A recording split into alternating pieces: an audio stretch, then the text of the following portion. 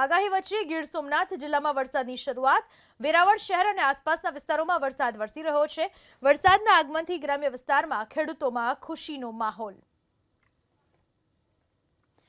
સૌરાષ્ટ્ર પંથકમાં પણ વરસાદી માહોલ છવાયેલો છે। ગીર સોમનાથના વેરાવળમાં પણ ધીમી ધારે વરસાદ વરસી રહ્યો છે।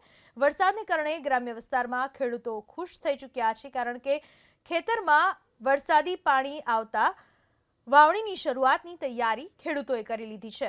આ વિશે વધુ માહિતી આપવા આપણી સાથે જોડાઈ ચૂક્યા છે મારા સંવાદદાતા દિલીપ મોરી। દિલીપ, ગીર સોમનાથ જિલ્લામાં કયા કયા વિસ્તારોમાં કેટલો વરસાદી માહોલ?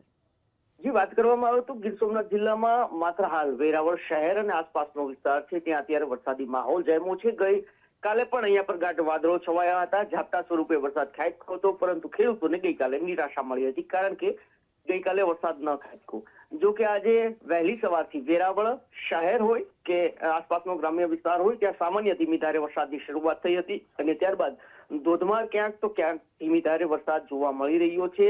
જો કે હાલ વરસાદ છે તે અવિરત નથી પડી રહ્યો, જેના કારણે ખેડૂતો ચિંતિત છે। સાથે એ વાતની ખુશી છે કે હવે વરસાદનું આગમન થઈ ચૂક્યું છે। ઘણા બધા ખેડૂતો એવા છે જેને આગોતરું વાવેતર કર્યું છે અને તે વરસાદની રાહ જોઈને બેઠા છે કે વરસાદ હવે પડે તો તેની મગફળીનો પાક છે તે ઉગી નીકળે, અને અન્ય જે ખેડૂતો છે તે વાવણીની રાહ જોઈને બેઠા છે।